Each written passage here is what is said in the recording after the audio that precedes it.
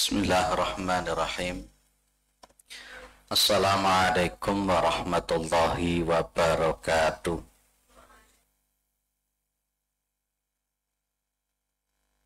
Alhamdulillah.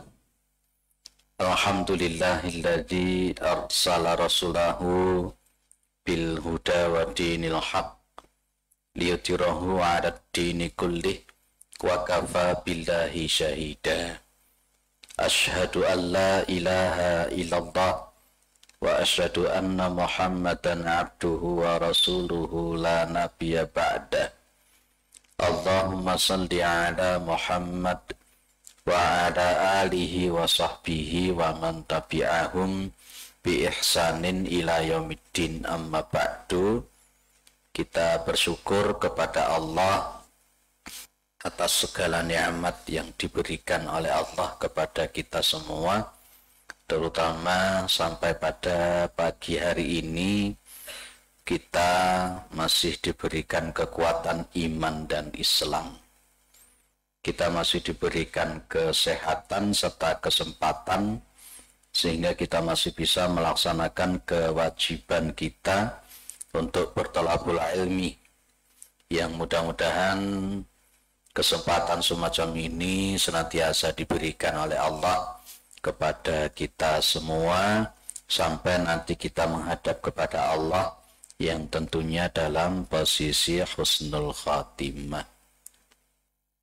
Salawat salam tetap terlimpahkan kepada Rasulullah Muhammad sallallahu alaihi wasallam sebagai khatamil anbiya wal mursalin, penutup para nabi dan rasul yang tidak ada nabi lagi sesudah Nabi Muhammad sallallahu alaihi wasallam. Baik, kita ketemu kembali masih membahas kitab Sahih Adabil Islamiyah. Kita masuk di poin adab yang kelima. Ya, kemarin sebelumnya adab yang keempat berkenaan dengan adabul ghusli, adab ketika mandi. Ya. Sekarang kita masuk adabul libasi. Adabul libasi itu berarti adab etika yang berkenaan dengan masalah pakaian. Ya, berkenaan dengan masalah pakaian, masalah baju. Baik. Poin yang paling pertama, kita itu berdoa ketika memakai baju yang baru. Jadi ada baju yang baru, ada yang baju tidak baru. Ya. Dua-duanya kita mau memakai baju yang baru itu juga ada doanya. Riwayat Imam At-Tirmidzi, itu Rasulullah Muhammad SAW itu kalau memakai baju yang baru, beliau berdoa begini: Allahumma lakal hamdu anta kasautanihi as'aluka khairahu wa khaira ma suni'a lahu wa a'udzu bika min syarrihi wa syarri ma suni'a lahu. Ini doa kalau memakai baju baru. Ada yang menarik yang perlu kita garis bawahi. Rasulullah menyebut berdoa ketika pakai baju baru, di situ ada kalimat as'aluka khairahu wa khaira ma suni'a lahu wa a'udzu bika min syarrihi wa syarri ma suni'a lahu. Jadi aku meminta kepada engkau, saya meminta kepada jenengan ya Allah, khairahu, kebaikan baju yang baru tadi, wa khaira ma suni'a lahu, dan kebaikan apa-apa yang diperbuat dengan menggunakan baju yang baru tadi. Karena memang konteksnya begini ya, baju itu kan secara syariat bukan hanya sekedar aksesoris, bukan. Ya, baju itu bukan hanya sekedar keindahan saja, bukan. Tapi baju yang kita pakai ini pun merupakan sebagai bentuk saksi apa yang kita lakukan dengan menggunakan baju itu. Jadi ketika baju yang kita pakai kemudian kita gunakan untuk hal-hal yang baik, ini adalah sesuatu keafdalan yang luar biasa dan itu menjadi saksi di hadapan Allah. Dan baju yang kita pakai yang baru tadi kita gunakan untuk hal-hal yang jelek, itu pun juga sesuatu tanda tidak bersyukurnya terhadap nikmat Allah, dan itu pun nanti juga akan menjadi saksi di hadapan Allah Subhanahu wa taala. Ya, jadi kalau di dalam Islam itu wa amma bi ni'mati rabbika fahaddits itu, dan nanti setiap apa-apa yang memang sudah diberikan nikmat oleh Allah kan dimintai pertanggungjawaban oleh Allah. Baju baru yang kita pakai juga akan diberikan pertanggungjawaban, dimintai pertanggungjawaban oleh Allah Subhanahu wa taala. Ini sebenarnya kemudian menjadi sebuah isyarah. Doa semacam ini menjadi sebuah isyarah bahwa kita pakai baju itu yang terlihat bukan hanya sekedar keindahannya, tapi perilaku ketika kita memakai baju tersebut itu loh yang paling penting. Kita pakai baju bagus, kita pakai baju indah, tapi kemudian perilaku kita itu jauh dari nilai-nilai Islam. Lah ini yang akan dimintai pertanggungjawaban oleh Allah Subhanahu wa taala. Nanti kita akan bisa melihat ada orang-orang itu dia ini memakai bajunya itu dengan kesombongan-kesombongan yang ada pada dirinya. Gara-gara memakai baju yang bagus itu kemudian membuat dirinya jadi sombong, meremehkan orang lain karena baju yang dia pakai bagus dan sebagainya.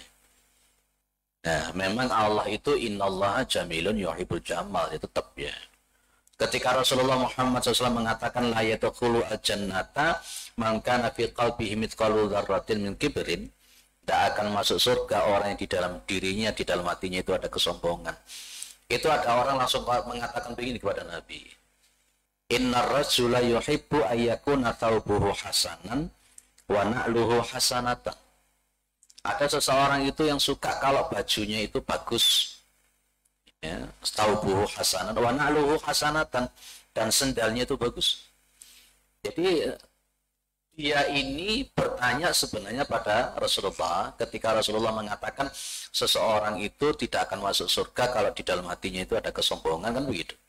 Dan dia bertanyanya tentang masalah baju, masalah sandal yang dia pakai. Bagaimana kalau seseorang itu bajunya bagus, sandalnya bagus, itu termasuk kesombongan atau tidak? Maka jawabannya Nabi begini, innallaha jamilun yuhibbul jamala al-kibru batarul haqqi wa ghamtun nas. Itu jawabannya Nabi. Sesungguhnya Allah itu ya indah.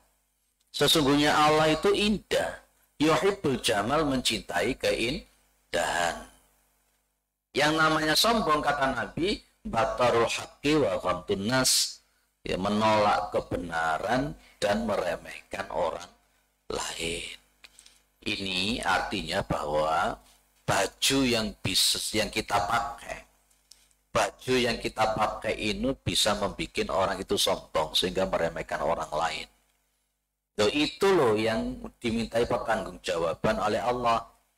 Makanya Nabi tadi itu mintanya as'aluka khairahu wa khaira ma suni'a lahu wa a'udzubika min syarrihi wa syarri ma suni'a lahu. Clear ya? Jadi itu doa memakai baju yang baru. Ada isyarat tauhid di sana. Yang kedua, memakai baju ketika baju itu tidak baru, itu juga ada doanya. Berdoa ketika memakai baju yang tidak baru. Kalau memakai baju yang tidak baru, diantaranya tersebut di dalam riwayat Abu Dawud dan At-Tirmidzi, Imam At-Tirmidzi menyebut hadis ini adalah hadis yang hasan dari Mu'ad bin Anas an abihi. Ya, di antara doa yang dibaca ketika pakai baju yang tidak baru adalah alhamdulillahilladzi kasani hadza tsaub. Kasani hadza tsauba wa razaqanihi min ghairi haulin minni wala quwwatin. Nah, itu di antara doa memakai baju yang tidak baru. Jadi alhamdulillahilladzi kasani hadza tsauba wa razaqanihi min ghairi haulin wala quwwatin. Nah, itu. Bapak Ibu yang dimuliakan oleh Allah. Lanjut yang nomor 3. Kira-kira kita kalau pakai baju itu berdoa atau enggak biasanya?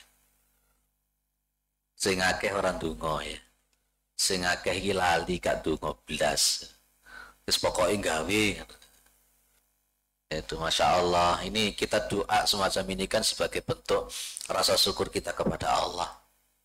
Saya tanya, kita pakai baju itu karena kemampuan kita ataukah karena Allah toh? Karena Allah, Pak.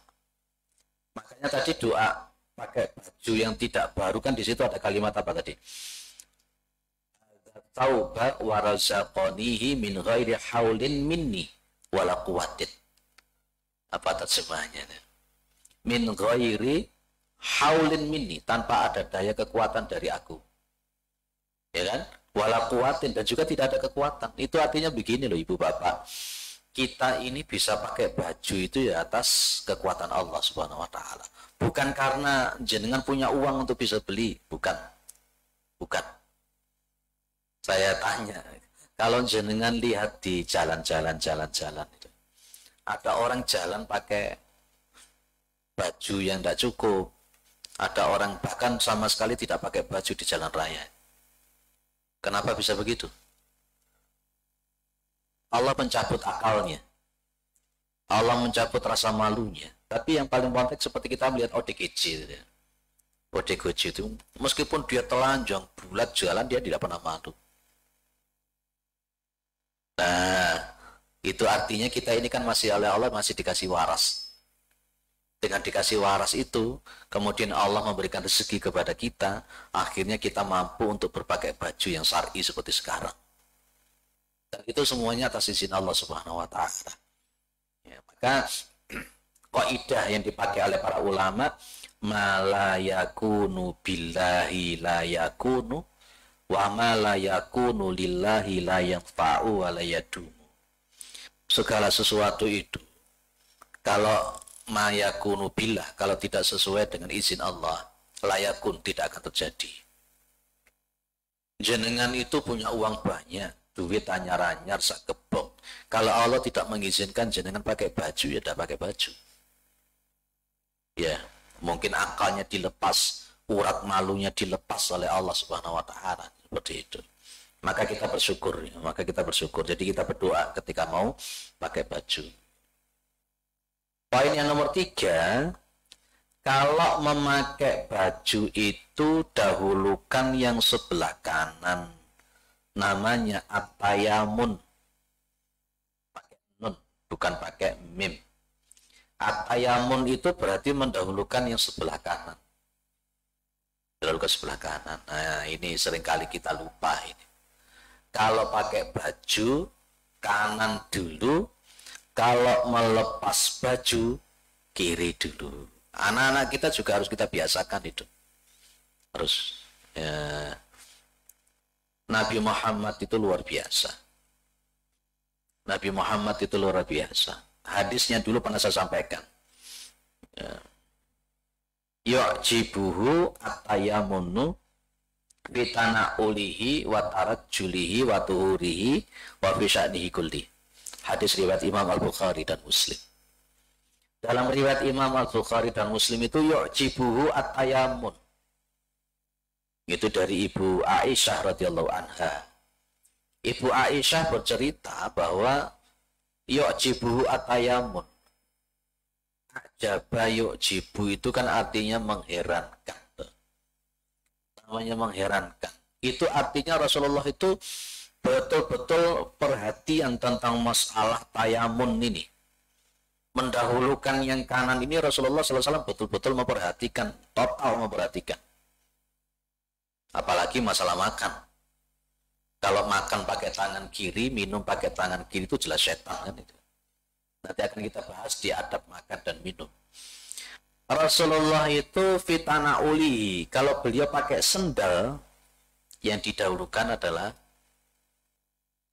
kanan. Kanan. Kalau beliau pakai sandal, yang didahulukan kanan. Kalau melepas sandal, kiri.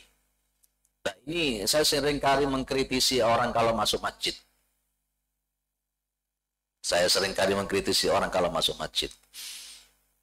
Ketika dia melepas sandal, dia itu kan kepingin sandalnya menghadap ke timur. Sehingga akhirnya masuk ke masjid itu sambil mundur. Mohon maaf, saya kritik habis-habisan dia. Saya bilang, sampean masuk ke rumahnya sampean itu pernah tidak sambil mundur? Jenengan juga pernah tidak masuk ke rumah jenengan sambil mundur? Ketika jenengan, kita semua tidak pernah masuk ke rumah kita sambil mundur, masuk ke rumahnya Allah kok sambil mundur, itu gimana? Ada salah seorang ustadz yang salah menempatkan kaidah. Dia bilang sama saya, kaidahnya itu kan segala sesuatu itu hukumnya mubah selama tidak ada dalil yang mengharamkan. Al-aslu fil asya'i al-ibahah malam yadulu ala tahrimi. Terus saya bilang, itu kaidah bukan untuk ibadah, tapi itu kaidah yang digunakan untuk muamalah duniawiyah. Kalau untuk yang kaidah itu yang jenengan pakai, tidak matuk untuk hal yang bersifat ibadah. Kalau al-aslu fil asya'i al-ibahah malam yadulu ala tahrimi, kemudian diletakkan pada posisi ibadah, terutama yang ibadah maqdu' atau ibadah tauqifiyah, nanti akan muncul renovasi, inovasi di dalam masalah ibadah. Keliru. Masuk ke masjid itu bukan muamalah duniawiyah. Kita masuk ke masjid itu adalah masalah ibadah. Maka pas ketika kita memakai ibadah itu, kaidahnya yang kita pakai oleh para ulama, al-aslu fil ibadati at-tahrimu. Hukum asal daripada melakukan ibadah itu adalah haram. Menunggu dalilnya ada boleh atau tidak melakukan sebuah peribadatan. Itu artinya berarti secara hukum kalau kita masuk ke masjid sambil mundur, itu hukumnya tidak boleh. Tuh, jangan sampai meletakkan yang salah. Karena gara-gara pingin sandalnya menghadap ke timur, akhirnya masuk ke masjid sambil mundur. Ya Allah, na'udzubillah min dzalik. Nah, kadang-kala juga keluar dari masjid karena ingin pakai sandalnya mengikuti sunnah ini, ya kan? Kalau pakai sandal kan kanan dulu ya. Akhirnya dia keluar dari masjid pakai kanan dulu langsung. Itu pun juga menyalahi etika sunnah. Padahal kalau keluar dari masjid, dahulukan sebelah kiri, baru sebelah kanan. Tapi pakai sendal itu, dahulukan sebelah kanan, baru kiri. Lah bagaimana caranya jenengan? Muter. Lah nanti keluarnya sambil mundur juga akhirnya. Keluar dari masjid sambil mundur pun juga tidak boleh. Nah, gimana caranya? Kalau saya begini. Saya keluar dari masjid pakai kaki kiri. Kaki kiri itu kemudian diletakkan di atasnya sendal. Diinjak dulu. Diinjak dulu. Jangan dipakai, tapi turunkan kaki kiri dulu, diinjak plek, baru kemudian kaki yang kedua sebelah kanan langsung memakai sendal. Diputar maksudnya? Oh ya, sandalnya yang diputar, jangan badannya. Sandalnya diputar dulu. Jadi akhirnya nanti kalau kita keluar dari masjid muter begini kan akhirnya kita tetap menghadap ke kiblat. Lebih baik sandalnya dulu yang diputar. Lah selama ini yang diputar itu badannya. Selama ini yang diputar badannya sehingga masuknya membelakangi masjid, keluarnya pun jadi juga membelakangi. Nah ini yang bagus, jenengan masuk sebelah kanan dulu, plek, masuk, kemudian jenengan putar sendal itu tidak apa-apa. Atau mungkin nanti saja pas ketika akan keluar diputar dulu sendalnya. Nah, Nabi Muhammad itu kalau pakai sendal, pakai baju, beliau itu pakai kanan dulu, seret. Watarat julihi, kalau Rasulullah Muhammad SAW itu bersisir itu beliau akan mendahulukan sebelah kanan dulu. Wa tuhurihi, dan ketika beliau itu sedang bersuci potong kuku, tuh, mencukur kumis itu termasuk bersuci bukan? Karena beliau menyebut mencukur kumis, merapikan jenggot, ya, mencukur bulu ketiak, mencukur bulu kemaluan, atau apa namanya, nabtul ibti, mencabuti bulu ketiak, itu masuk pada sunanul fitrah. Isrun min sunanil fitrah. Jadi ternyata memang kan mencukur kumis itu kan juga bagian dari sunanul fitrah. Merapikan jenggot itu termasuk juga sunanul fitrah. Khitan dan lain-lain. Itu Rasulullah kalau bersuci semacam itu mendahulukan yang kanan. Potong kuku kanan dulu. Mencabuti bulu ketiak kanan dulu. Mencukur kumis kanan dulu. Bersisir kanan dulu. Itu Rasulullah Muhammad SAW. Kalau untuk bersuci, istijah, baru beliau pakai tangan kiri. Karena pernah kita bahas, tidak boleh tangan kanan itu memegang kemaluan. Tidak boleh tangan kanan digunakan untuk istijah. Nah, itu etika-etika sunnah. Nah, ini kan memang ngaji-ngaji model begini ini jarang tersampaikan. Anak-anak kita pun juga kadang-kala tidak terajarkan tentang masalah itu. Termasuk yang ada buang air, termasuk pipis, BAB, masuk kamar mandi, sudah kita bahas sebelumnya. Clear ya? Jadi sudah 3. Berdoa ketika pakai baju baru. Yang kedua, berdoa ketika memakai baju yang tidak baru. Dan kemudian yang ketiga adalah mendahulukan yang kanan. Kalau pakai sarung itu gimana? Pakai kanan dulu. Apa enggak langsung dilobokno dengan dhuwur kabeh? Iya, jadi dengan langsung pakai dari atas atau dari bawah? Dari bawah ya. Oh, kalau dari bawah biasanya kanan dulu. Tapi kalau dari atas, berarti langsung dilebokno ngene. Kita lanjut. Ini mohon maaf, masih ada batuk-batuknya sedikit. Nomor 4. Al-hirsu ala husnil madhari. Al-hirsu. Orang seringkali menerjemahkan al-hirsu itu rakus ya. Yang dimaksud di sini betul-betul punya daya upaya yang kuat. Itu al-hirsu. Daya upaya yang kuat apa? Ala husnil madhar. Husnil madhar itu tampil dengan baik atau pantas. Ibu bapak, Nabi Muhammad itu orangnya Masya Allah.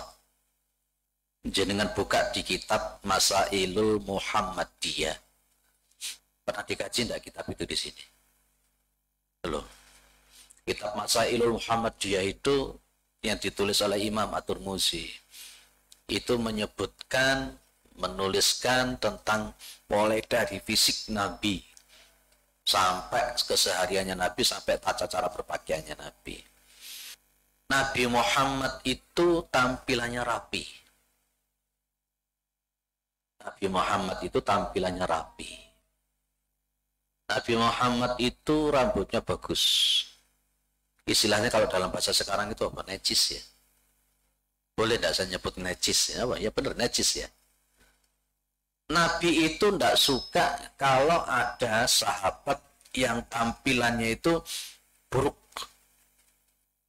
Bukan buruk dalam konteksnya memang takdirnya memang seperti itu, tidak. Tampilannya itu loh. kumuh dan sebagainya. Suatu saat ada seorang laki-laki itu, fara'a rajulan sa'isan qad tafarraqa sya'ruhu.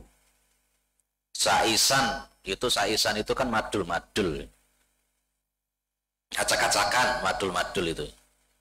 Ya. Itu maka Nabi bilang begini, amma kana yajidu hadza ma yusakkinu bi sa'rahu. Itu intinya, adapun orang ini hendaklah dia itu golek semacam sesuatu yang bisa merapikan rambutnya. Di kitab Masail Muhammadiyah itu Nabi itu wangi tubuhnya, giginya beliau putih, rambut beliau hitam. Ya. Orang itu kalau memandang Rasulullah itu Masya Allah wibawanya luar biasa. Itu Nabi wangi, Nabi Muhammad SAW tampilnya bagus. Itu yang kita sebut dengan husnul madhar. Jadi kita itu kalau tampil itu juga menjaga penampilan itu baik. Tapi bukan berarti penampilan itu segala-galanya. Beda ya. Syariat menyuruh kita untuk tampil pantas. Tapi penampilan bukan segala-galanya. Apa bedanya, Pak? Biasanya kadang orang itu disetir dengan penampilannya. Kadangkala orang itu terlalu fokus dengan penampilannya sehingga melupakan yang lain. Nanti ada namanya libasus suhrah. Pernah dengar pakaian suhrah? Pakaian suhrah jangan buka di dalam kitab Qasasun Nabawi. Ini saya kaji di Ahmad Yani ini, yang pernah mungkin ikut ngaji di sana. Baju suhrah itu tidak disukai oleh para ulama salaf. Baju suhrah itu baju yang mencolok. Ya, mencolok di dalam kemewahannya atau mencolok di dalam kejelekannya. Karena saking jeleknya sehingga dia itu dihina dan merendahkan agamanya sendiri. Akhirnya akan muncul begini, oh itu loh wong Islam. Loh, tampilannya wong Islam loh, kepet-kepet, rusuh-rusuh. Nah itu pakaian suhrah namanya, tidak boleh. Maka Islam itu memerintahkan kita untuk punya pakai baju yang pantas. Bukan mewah loh ya Pak ya. Pantas. Pantas itu berarti tampilan kita itu memang mampu untuk bisa dihargai orang, tapi juga bukan masuk kategori suhrah, bukan, beda. Suhrah apa ya sing penak ya.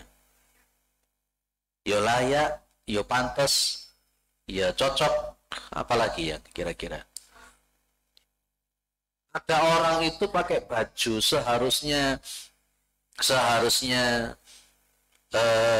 ukuran XL tapi yang dipakai S. Nah ini namanya bukan husnul madhar.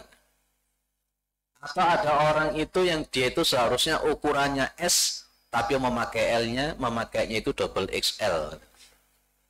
Ini pun juga gitu. Jadi kita apa dalam konteks berpakaian itu nilai-nilai kepantasan dan nilai-nilai keindahan itu perlu.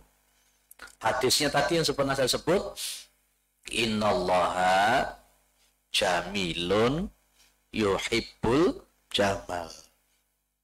Allah itu indah dan mencintai keindahan. Ada orang tidak pernah pakai hijab. Begitu dia ngemis di jalan pakai hijab. Padahal yang di bawah itu bajunya sama sekali tidak pantas. Saya pernah tanpa sengaja lewat di daerah Sukun. Ada ibu-ibu dua, mbak-mbak lah, foto-foto. Karena untuk berfoto-foto itu juga, nun sewu. Yang di atas pakai hijab. Sementara yang di bawah celananya itu cuma sampai lutut. Dan kemudian bajunya cuma sampai siku. Ini apa-apaan model begini nih. Ini bukan husnul madhar dalam konteks syariat. Jadi ada sahabat yang tadinya rambutnya madul-madul sama Nabi disuruh merapikan. Ada orang yang kedua, wara'a rajulan akhar wa alaihi thiyabun wasikhatun. Wasikhatun itu ya kotor, wasikhatun itu ya lecet, wasikhatun itu ya kumal, wasikhatun itu ya lusuh. Nabi mengatakan faqala amma kana hada yajidu ma'an yasilu bi thawbahu. Adapun yang ini, laki-laki yang ini, bahwa hendaknya dia itu punya air, kemudian dia mencuci bajunya. Tuh, tidak salah kok jenengan itu pakai baju yang rapi, itu tidak salah. Tidak salah jenengan pakai baju yang baik, itu tidak salah. Pak, terlalu mewah, lah itu beda lagi. Nanti menjadi hulu, menjadi berlebih-lebihan. Maka inti daripada poin nomor 4, nilai-nilai keindahan. Apa bahasa yang paling keren? Estetika ya. Bener ya? Apa bener ya? Estetika atau apa jenenge? Nilai-nilai keindahan, nilai-nilai kepantasan itu tetap kita jaga, apalagi kita orang Islam, jangan sampai tampilan kita direndahkan, apalagi agama kita direndahkan gara-gara tampilan kita. Hati-hati nanti setelah ini mulai menjelang tahun 2004 ini hati-hati. Ya, menjelang tahun 2024 hati-hati. Sing biasa nih gak tahu melebu masjid, engko lah melebu masjid. Sing biasa nih gak tahu batu-batu karpet, engko batu-batu karpet. Sing biasa nih gak tahu jilbaban, engko akhirnya jadi jilbaban.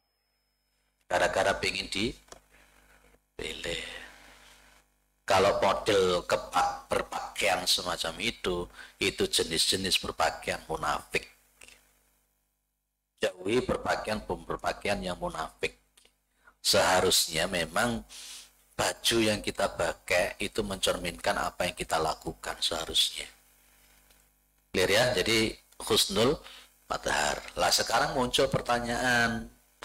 Kalau memang Rasulullah Muhammad SAW menyuruh kita untuk memakai baju yang pantas, yang indah, gitu. Sekarang pertanyaannya, jenis pakaian yang modelnya kayak apa? Apakah baju itu merupakan tauqifiyah atau bukan? Kanjeng Nabi itu pernah rambutnya gondrong. Apakah kita pun juga akan gondrong yang laki-laki ini? Wah, pernah ada salah seorang ustadz bilang, ya, ditulis di Facebook juga itu kan dia, bahwa rambut panjang bagi laki-laki itu adalah merupakan sunnah. Tapi tidak saya komentari, nggak saya apa, saya baca saja. Batin saya kemudian bilang begini, saya jadi guru hampir 23 tahun. Murid-murid saya SMP, bagaimana kalau mereka rambutnya gondrong semua? Dan kemudian mereka ketika rambutnya mau dipotong, mereka mengatakan, loh ini sunnah kok, Nabi rambutnya gondrong. Apa begitu kira-kira? Nah, terus Nabi Muhammad SAW itu bajunya itu sukanya pakai komis. Ya, bajunya Nabi Muhammad SAW itu pakai komis. Komis itu kayak sejenis baju yang terusan panjang sampai ke bawah. Itu Nabi Muhammad SAW itu suka pakai baju yang seperti itu. Sekarang muncul pertanyaan. Baju itu yang dipakai oleh Rasulullah Muhammad SAW itu merupakan bentuk tauqifiyah atau bukan? Tauqifiyah itu apa toh Ibu Bapak? Tauqifiyah itu apa toh? Tauqifiyah itu adalah merupakan sesuatu yang memang tidak boleh diganggu gugat, tidak boleh ditambahi, tidak boleh dikurangi. Kalau di dalam masalah ibadah, bacaannya ditentukan, gerakannya ditentukan, waktunya ditentukan, itu namanya tauqifiyah. Sekarang pakai baju seperti Rasul, yang Nabi suka pakai komis atau gamis yang panjang terusan itu termasuk tauqifiyah atau bukan? Dan Nabi Muhammad itu pakai surban. Apakah itu masuk kategori tauqifiyah atau bukan? Nabi Muhammad sholat juga pakai gamis panjang, pakai surban. Apakah itu merupakan tauqifiyah? Ini para ulama menyebut bahwa cara pakaian Nabi, jenis cara berpakaian Nabi itu bukan sesuatu yang tauqifiyah. Kalau umpamanya cara berpakaian, ya Nabi Muhammad pakaian semacam itu yang kita paham, itu disebut sebagai sesuatu yang bersifat tauqifiyah, kita akan kesulitan. Kita akan kesulitan. Nabi tidak pernah pakai celana kan? Tidak pernah. Nabi pernah tidak pakai sarung? Apalagi Nabi pakai sweater seperti itu, atau tulisan Liverpool begitu. Kalau memang kemudian cara berpakaian Nabi itu disebut dengan tauqifiyah, wis susah kita Pak. Kemana-mana pakai surban, kemana pakai gamis panjang. Tapi kopiah seperti ini Nabi tidak ada. Tidak ada. Maka saya sampai hari ini meyakini bahwa berpakaian itu bukan tauqifiyah. Tapi berpakaian itu adalah masuk ranah muamalah dunyawiyah. Jenis baju silahkan diserahkan kepada manusia. Bentuk baju diserahkan kepada manusia. Tapi tetap memenuhi koridor syariat. Jenengan mau pakai sarung silahkan, boleh. Itu muamalah duniawiyah. Tapi pakai sarungnya juga sesuai dengan aturan-aturan syariat. Tidak nerawang, tidak tipis, tidak ketat. Itu diantaranya. Pantas. Pakai baju batik boleh tidak? Saya pernah diceritain ada seseorang, kebetulan teman kita itu habis kondangan dah bubuan, karena biasa ngimami di situ, dan otomatis dia pakai batik, dan akhirnya berjamaah di situ. Pas ketika berjamaah di situ oleh warga situ, karena sudah kenal biasa ngimami dan biasa ceramah di situ, dia disuruh dijadikan imam, masih pakai posisi pakai batik.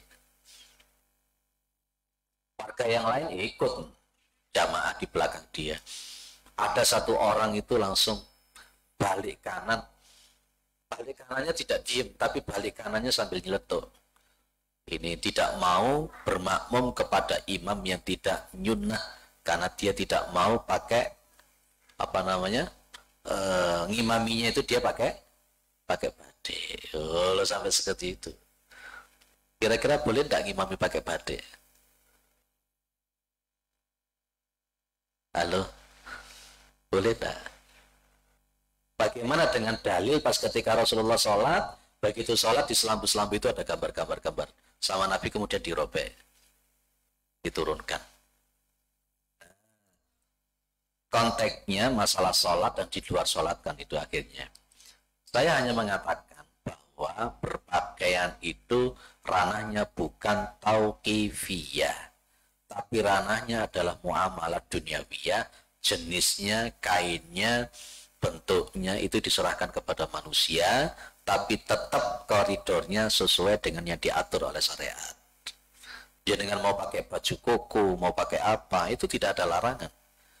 Pakai belangkon boleh tak? Halo? Boleh ya? Nanti Mas David pakai belangkon. Pakai belangkon. Itu kan kalau memang kita mengatakan itu sebagai bentuk tauqifiyah, ya otomatis sempit loh kita berpakaian itu. Betul itu. Mau sarung nggak oleh, mau kepakai baju gini nggak boleh, semuanya nggak boleh karena dianggap tauqifiyah.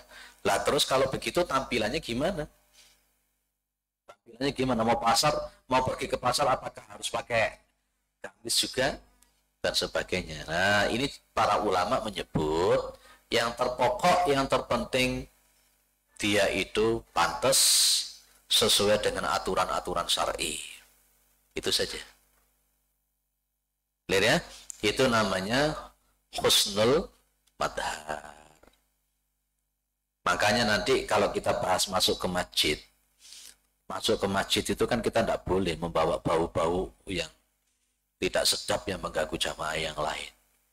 Dan itu sebagai bukti Kanjeng Nabi itu menyuruh kita itu tampil yang Masya Allah, yang wangi, yang rapi, yang pantas, dilihat orang itu enak. Makanya Nabi pun juga gosok giginya juga luar biasa dan sebagainya. Tampil pantas dengan baik, sehingga agama kita pun juga akan dijunjung tinggi oleh orang. Biasanya nggak tahu jilbaban, begitu ngemis di pinggir jalan pakai jilbab. Wah, ini yang saya jadi, aduh, Masya Allah. Biasanya nggak tahu jilbaban, gara-gara kepingin jadi DPRD, jilbaban. Udah-udahnya mati tadi DPR, jilbabnya dicepot mana ini. Iki piye model-model zaman sekarang. Ada yang bantu karpet di masjid. Begitu nggak jadi karpetnya dijupuk meneh.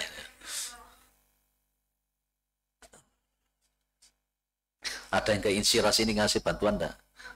Wah, alhamdulillah. Ngasih bantuan ono embel-embele, udah dibaril bayar. Ya. Jadi yang tidak boleh ketika memakai baju itu menimbulkan kesombongan yang ada pada diri kita. Ada namanya ijabul mar'i li nafsi. Ada ijabul mar'i li nafsi. Boleh jenengan memakai baju yang baik, boleh jenengan itu memakai baju yang bagus, tapi jangan sampai baju yang jenengan pakai itu menyebabkan jenengan itu sombong. Ujub. Apa ujub? Ujub itu bangga yang menimbulkan kesombongan. Gak boleh. Lah kesombongan itu adalah suka menolak kebenaran, batarul haqi wa ghamtun nas, dan suka meremehkan manusia yang lain. Pakai mukena bagus, melihat ada orang lain tidak memakai mukena bagus, akhirnya meremehkan. Lah itu gak oleh. Hijabnya bagus, harganya mahal, melihat ada orang lain pakai hijab yang tidak bagus, dinyek. Lah itu yang tidak boleh. Itu yang bikin masuk dalam nerakanya Allah Subhanahu wa ta'ala. Baik, sebelum saya masuk poin 5, ada enggak yang perlu didiskusikan dulu?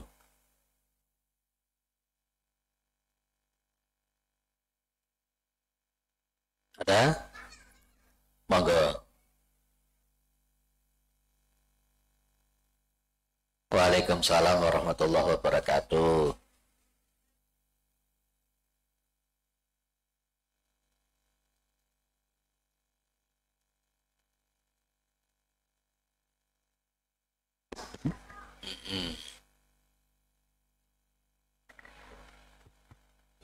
Ya, saya pernah mendengar Ustadz bahwa Nabi pernah menggunakan pakaian yang banyak tambalan istilahnya ya, jadi yang sobek beliau tambah lagi gitu.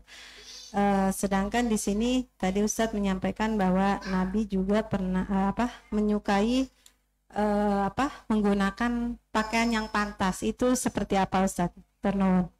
Baik.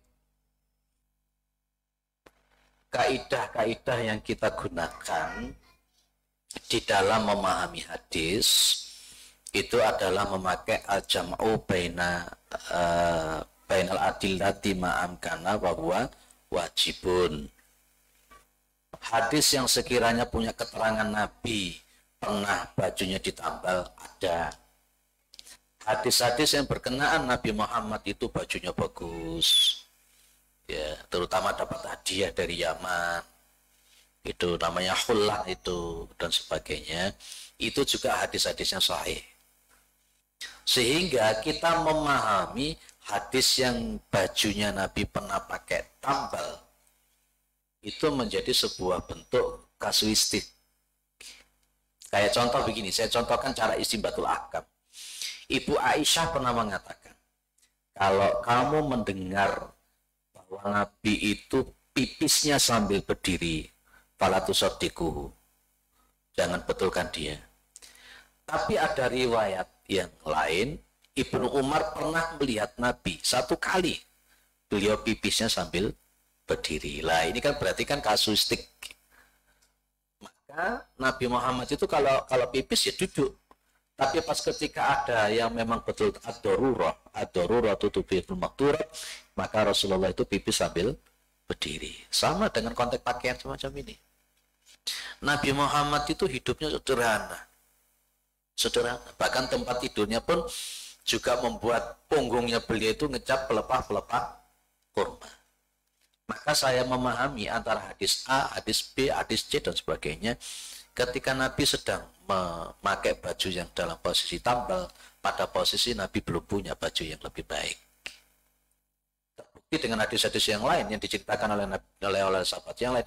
Nabi pernah pakai baju warna merah, toh? Pas ketika beliau itu mau sholat id, bagus. Nah, berarti dua-duanya kita lihat. Jadi ini adalah kasuistik. Ketika jenengan itu tidak mampu untuk mendapatkan baju yang terbaik, maka baju yang terpenting pantas lebih dulu dilakukan sambil berupaya semaksimal mungkin. Sehingga jangan sampai punya kemudian alibi. Loh, Kanjeng Nabi itu juga pernah memakai baju yang tambal-tambal. Semono aku bentino tangga isin tambal-tambal. Bukan begitu memahaminya. Akhirnya nanti akan memunculkan seperti sufi-sufi yang keblinger itu. Seolah-olah bahwa Islam itu baju yang jelek. Ini terekam juga hadis model begini ketika terjadi debatnya Ibnu Abbas dengan orang-orang Khawarij. Pernah baca debatnya Ibnu Abbas dengan orang-orang Khawarij yang akan diperangi oleh Ali itu. Orang-orang Khawarij itu mengingkari baju-baju yang bagus. Jadi pada waktu itu begini ceritanya. Pas ketika akan diperangi, Ibnu Abbas itu minta izin sama sahabat Ali untuk berdiskusi dengan orang Khawarij. Nah, Ibnu Abbas itu kemudian memakai baju yang terbagus, namanya khullah, itu dari Yaman. Begitu nyampe di Khawarij, yang digambarkan oleh Ibnu Abbas, Khawarij itu matanya bendul, karena kakean melek, karena tahajud terus. Tangannya tebel, lututnya tebel karena banyak beribadah dan hafal-hafal Al-Quran. Begitu Ibnu Abbas datang itu kan pakai baju yang bagus. Khawarij itu langsung mentahdir dan mengkafir-kafirkan Ibnu Abbas karena pakai baju yang bagus. Ibnu Abbas cuma mengatakan, saya pernah melihat orang yang lebih baik dari saya, yang pakai baju yang lebih baik dari siapa? Yakni Rasulullah Muhammad SAW. Lah itu sebagai tanda bahwa Nabi Muhammad pun juga pakai baju yang bagus. Itu. Jadi begitu. Jangan memahami orang Khawarij. Orang Khawarij itu memahami bahwa baju yang bagus itu tidak boleh. Tidak boleh. Dan ini nanti jangan buka lagi debatnya Ibnu Abbas dengan orang-orang Khawarij. Gitu ya Bu, cara untuk itu. Kemudian satu lagi Ustaz. Okay. Ini kan kalau kita sholat itu kan kalau yang Ikhwan itu menggunakan batik gitu ya Ustaz ya, menggunakan batik terus ada gambar-gambar, itu kan sangat mengganggu bagi jamaah yang di belakangnya. Begitupun yang awat sih Ustaz, kadang itu mukena-mukena yang dipakai itu ada tulisannya misalnya masjid ini gitu ya. Itu juga kan sangat mengganggu. Kalau seandainya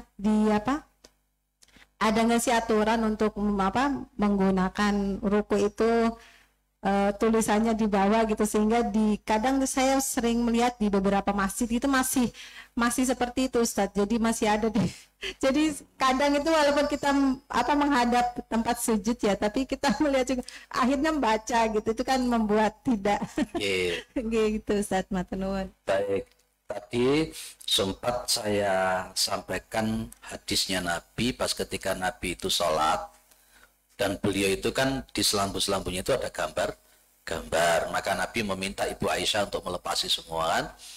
Nah, bedakan antara fikih dengan adab etika. Secara fikih orang itu sholat pakai baju batik sah, tapi secara etika Nabi Muhammad itu kalau sholat sukanya pakai baju yang polos, terutama yang warna putih, itu Nabi. Maka saya memang lebih suka kalau umpamanya orang itu datang ke masjid berjamaah itu menghindari baju-baju yang bersifat gambar, bersifat tulisan. Lebih baik memakai baju yang polos. Kalau saya lebih cenderung semacam itu. Khudhu zinatakum inda kulli masjidin, itu penting. Ini secara fikih orang itu kalau sholat, laki-laki katakanlah begitu, dia itu cuma pakai celana sebatas utel sampai lutut ditutup, yang di atas tidak memakai apa-apa. Secara fikih sah, tapi kalau dalam pendekatan irfan itu jelas tidak pantas orang sholat model begitu.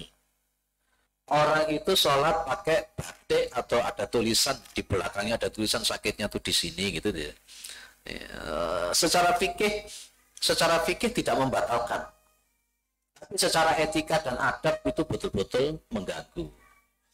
Maka lebih baik kalau kita mengikuti Nabi, kalau kita mau berjamaah ke masjid, pakailah baju yang terbaik yang tidak ada tulisan-tulisan atau gambar-gambar. Itu etikanya begitu. Mukena itu saya lebih suka mukena yang warna putih. Pakai baju ke masjid itu untuk jamaah lebih suka yang polos-polos. Itu Nabi Muhammad SAW. Dan tidak harus pakai warna hitam. Ya, tidak harus memakai warna hitam. Nah, kalau Sunan Kalijogo memang senangannya tiap malam, tiap sore, tiap siang selalu pakai hitam. Filosofinya Sunan Kalijogo itu filosofi tanah. Ya, kapan-kapan kita akan bahas filosofinya beliau itu. Gitu ya Bu ya, itu etika. Nah makanya memang saya juga tidak bisa menyalahkan 100% ketika ada orang itu tidak mau bermakmum di belakang orang yang pakai baju batik, itu saya tidak bisa menyalahkan 100%. Saya menyalahkan dia pas ketika dia menganggap itu sebagai sesuatu yang batal. Tapi kalau di dalam konteks sesuatu yang etika, karena namanya sholat itu ada sifatnya irfan. Sholat itu ya fikih, sholat itu juga irfan. Apa sih Bu irfan itu? Irfan itu etika. Irfan itu pendekatan etika, fan yang ada di dalam hati kita. Itu clear. Ada yang lain? Monggo.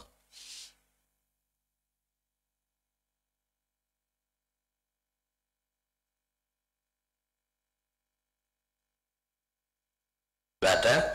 Masya Allah. Jadi ini menunjukkan bahwa jenengan sudah paham semua. Insya Allah. Dan insya Allah nanti akan dilanjutkan dan diamalkan dalam kehidupan sehari-hari. Tetap jaga hati, itu paling penting. Baju apapun jenengan tetap jaga hati. Bagus, tetap syariat kita lakukan.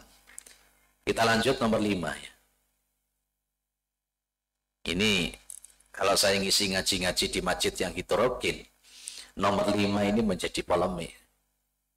Jadi polemik apa itu? Adamu itolati thawbi asfala minal ka'bain lirrijali. Nah, jenengan sudah mindsetnya apa? Artinya itu. Adamu itolati thawbi, tidak memanjangkan baju. Tidak memanjangkan baju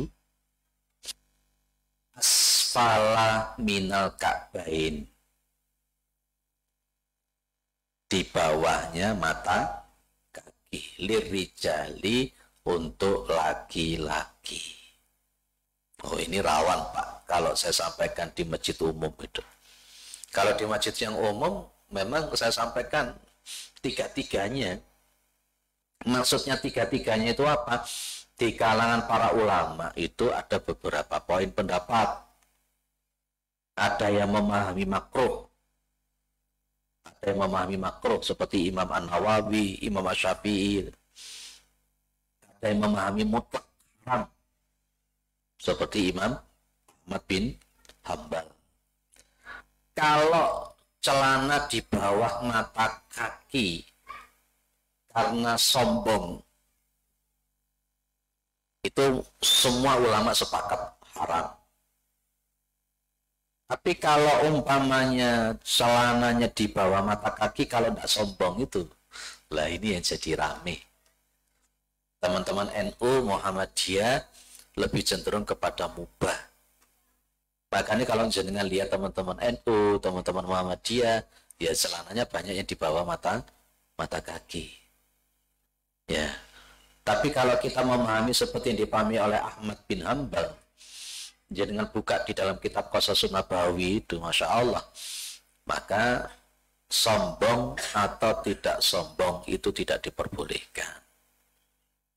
Kalau Imam Asy-Syafi'i memakruhkan, Imam An-Nawawi memakruhkan, bukan hanya sekedar sombongnya, tapi ketika celana di bawah mata kaki untuk laki-laki rawan untuk terkena kotoran, terkena najis.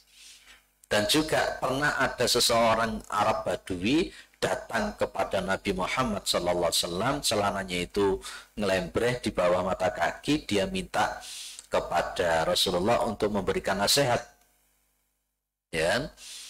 Kemudian Nabi cuma mengatakan, Iyaka wa isbalal izari, fa inna isbalal nizari minal mahqilati. Itu nasihatnya Nabi kepada orang yang celananya ngelembreh tadi. Takutlah kamu itu dari menjulurkan, mengisbalkan celana, karena sesungguhnya mengisbalkan celana itu bagian daripada kesombongan.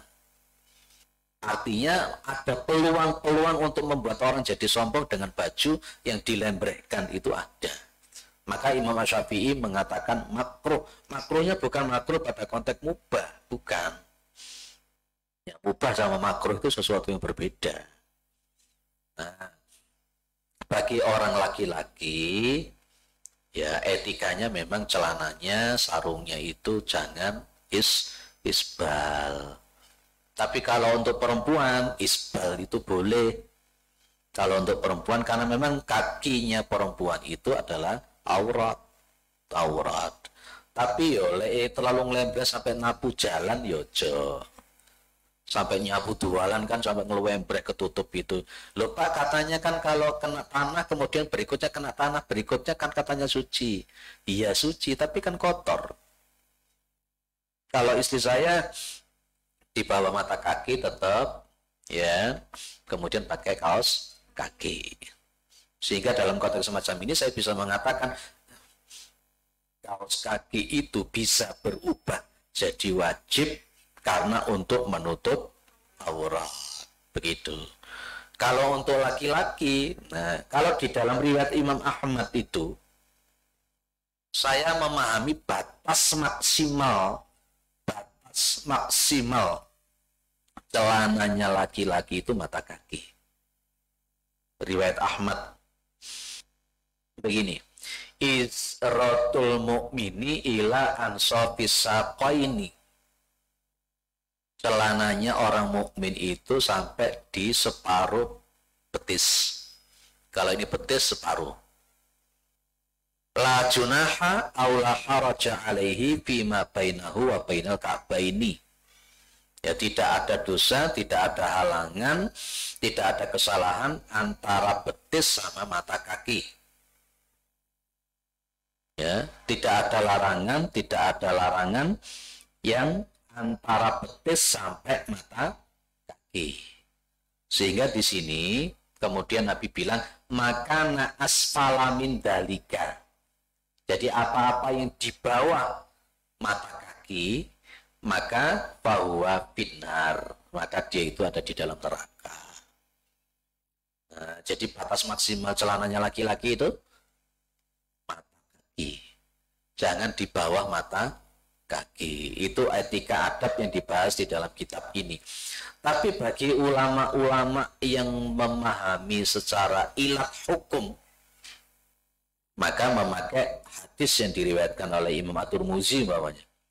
Manjarra thawbahu khuyala'a. Barang siapa yang ngelembereni bajunya karena sombong. Oh, itu akhirnya jadi pendapat yang nomor 3 tadi. Pak, kita milih yang mana? Kita milih yang jangan di bawah mata kaki. Tanpa harus suka menjustifikasi, tanpa harus jadi kesombongan ketika celana kita sudah mengikuti sunnah semacam ini. Kan ada orang toh yang sok-sokan karena celananya tidak isbal, tapi akhirnya gampang sekali mengkafirkan, membid'ahkan orang yang celananya tidak isbal. Lah itu. Kalau saya bilang pakai akhlak, kita pakai akhlak. Fikih sama akhlak kita dahulukan akhlak. Kita gunakan sesuai dengan sunnah-sunnah Nabi model seperti ini, tapi tetap kita harus punya akhlak. Ya, jadi etika untuk yang nomor 5 bagi laki-laki, yo jangan isbal apa mana ngelembreng-lembreng. Supaya tidak tasabuh dengan perempuan. Apa tasabuhnya? Menyerupai. Kalau wanita itu bajunya di bawah mata kaki boleh. Lah kalau maunya celana kita di bawah mata kaki ngelembreng-lembreng berarti lah podo karo perempuan.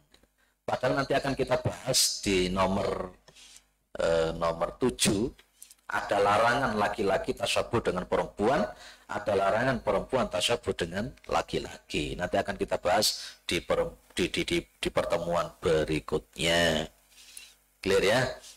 Nah, wis sing yang sudah mengikuti sunnah-sunnah semacam ini tetap pakai akhlak, tetap pakai etika, tetap tawadu, tetap rendah hati.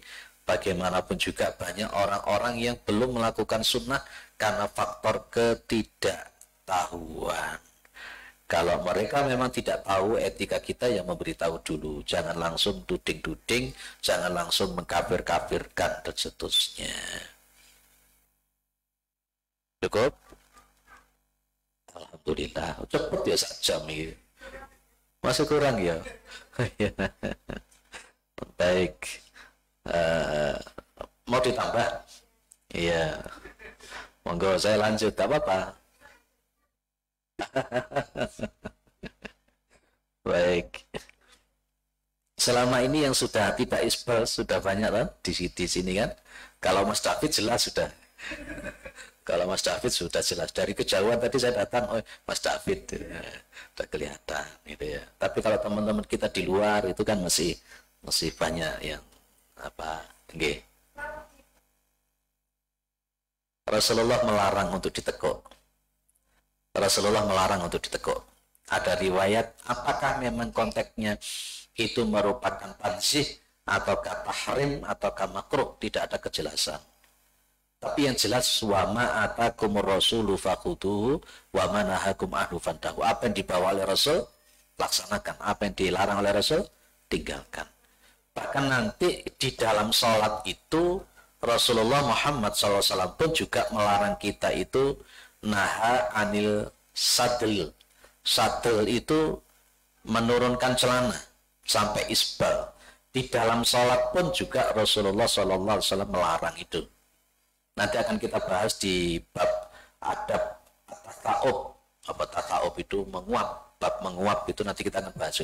Etikanya orang menguap itu gimana, etikanya orang bersin itu kayak apa, itu nanti ada di dalam kitab ini. Termasuk pas ketika sholat itu tidak boleh ngelembreni celana. Jadi menekuk celana ketika jenengan sholat itu dilarang oleh Rasulullah SAW. Ya, kalau di luar bagaimana? Gitu aja kok repot kalau menurut saya. Ikuti saja sunnah semacam ini. ikuti kan. Kan cuman kalau untuk motong celana sedikit kan tidak apa-apa toh. Ya, upayakan kalau untuk laki-laki maksimal mata kaki itu saja. Jadi memang ditekuk itu tidak boleh, dilarang oleh Rasulullah Muhammad SAW, terutama pas ketika sholat terutama. Boleh. Ada lain? Ibu, celananya bapaknya sudah. Oh nanti jangan-jangan setelah ngaji begini ibu-ibu motongi celananya suaminya nih. Potongi celana suaminya. Istri saya awal-awalnya itu sempat menentang. Mas, kayak begini. Saya diem. Lama-lama juga mungkin juga agak capek juga. Ya, tanpa sepengetahuan istri, ya datang tak potongkan sedikit. Tapi tidak terlalu sampai ekstrim begitu. Lama-lama juga akhirnya paham. Saya dulu menikah sama istri saya belum pakai hijab, masih pakai you can see. Tapi saya berpikir itulah nikah. Di dalam nikah itu ada taklim, ada dakwah. Nah, kalau ketemu foto-foto syar'inya, nggak ada romantikanya. Baik, saya kira cukup. Kalau Mas David dulu sudah sama-sama hijrah kan? Oh belum ya. Baik, mudah-mudahan bermanfaat. Mudah-mudahan kita husnul khatimah. Mohon maaf ada batuk-batuk sedikit ya. Baik, subhanakallahumma wa bihamdika asyhadu an la ilaha illa anta astaghfiruka wa atubu ilaik. Assalamualaikum warahmatullahi wabarakatuh.